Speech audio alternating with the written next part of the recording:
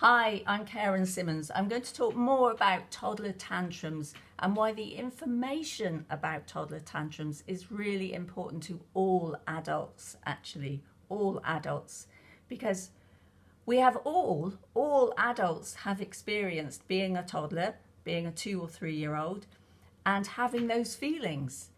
And having those feelings that sometimes, those very strong feelings that might have accumulated and then burst out as a tantrum, what's called a tantrum, but is actually just an accumulation of things that weren't sorted out at the time, an accumulation of all sorts of feelings that built up and built up, and at some point, maybe one little thing sparks it off, and the whole thing goes. Because as toddlers, we didn't understand exactly why the world was as it was. A lot of things didn't seem to make sense to us. I remember a really good pop song that we used to listen to on Junior Choice, Mother, Father. And one of the lines in there was wonderful. It was about, there's something wrong with my mum. She makes me go to bed when I'm really wide awake. And then in the morning when I'm really sleepy, she makes me get up. I mean, what a fantastic couple of lines. It encapsulates it, isn't it? What's going on, in the evening when I'm playing and playing, I'm really, and I'm really getting into playing, and then you suddenly make me go to bed. And then in the morning, I'm fast asleep and you make me wake up. So there's a lot of things that as children don't seem to make sense, and quite possibly don't make sense. As adults, we have pushed and pulled and made the world made our environment to be a certain way in order to do certain things. And that may not always be apparent to a young person. The importance of it may not always be apparent to a young person. And for a toddler who has, we have all this energy with this desire to be with people, to find out, to do certain things, and then we're kind of chopped off from not being allowed to do it at certain times, like going to the supermarket. I mean, for a toddler, imagine if you said to a toddler, okay, when we go to the supermarket, you can go and pick anything off the shelf, open it up and see what's in it, and see if it tastes good, does it need to be cooked, or does it taste good as it is? I mean, what a fabulous, huge science experiment that would be. Imagine how much we could learn as a toddler if we were allowed to do that. But you're not. You taken into this amazing place with all these hundreds and hundreds of different things, but you're not allowed to touch any of them. And you're not allowed to run.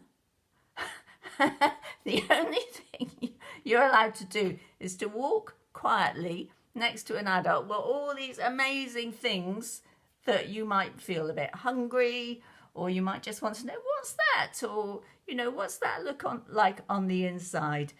That amazing learning process that we're born with, and it's kind of stopped for certain reasons.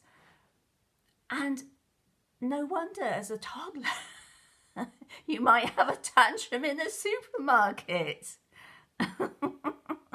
Why can't I do all this amazing learning and finding out? Why have you brought me here?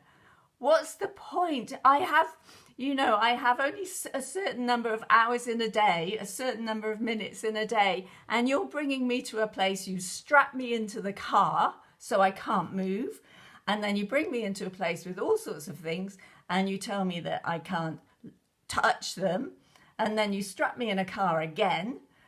And then we go home and then you tell me to, so, I mean, can you see, can you kind of remember? I mean, interestingly, I can't remember any of my tantrums as a child, but I do remember a feeling of not understanding, like this, a feeling of frustration, not being allowed. I remember being frustrated, for instance, when we had a Scalextric set, and that I wasn't, it felt like, I don't know if this was even real, it felt like I wasn't allowed to play as much as I wanted to play with it.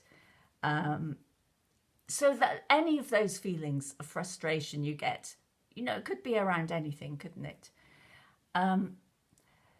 So sometimes, these feelings are real. They come from real frustrations, real feelings of injustice, and they sit in there. They sit in there, and then they burst out. So it can be really difficult to be a toddler if you experience that outburst. Imagine it from their point of view. Suddenly something happens and boom, this outburst happens. I mean, it could be really disconcerting as a child to be feeling all these very strong feelings, and then on top of that, the people around you are looking at you with great disapproval, or with anger even, or they're ignoring you, or they're telling you to stop doing that. And you can't stop doing that. You can't stop doing that because it's such an enormous amount of it that it just has to come out. And you can't actually, that's why it burst out, because it was full to the brim. So you can't actually put it back in. There's no space to put it back in. It's just taken up too much space. And that's why I say we can listen. A tantrum might last for 2, 3, 5, 10 minutes, and we can listen. We can be with our toddler, and we can say, okay, I don't know what's happened. There's obviously been something, a lot of little things or a few big things going on. Let's just listen to it while it goes through, and then it will be gone. And then it will be gone, and we'll be back to, it's like resetting. It's like resetting the clock. Or, imagine if you've got a bucket full of, and all these feelings are going into, and the bucket gets full. It's tipping out this bucket of stuff so that it's empty again. so that you've got some scope, you've got some resource again, and that's what's going on.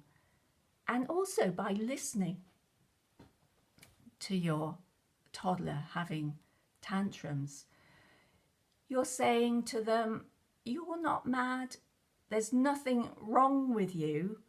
I understand that you need to do this, and that in 5 or 10 or 15 minutes, everything will be fine again, and we'll be back to peace and calm.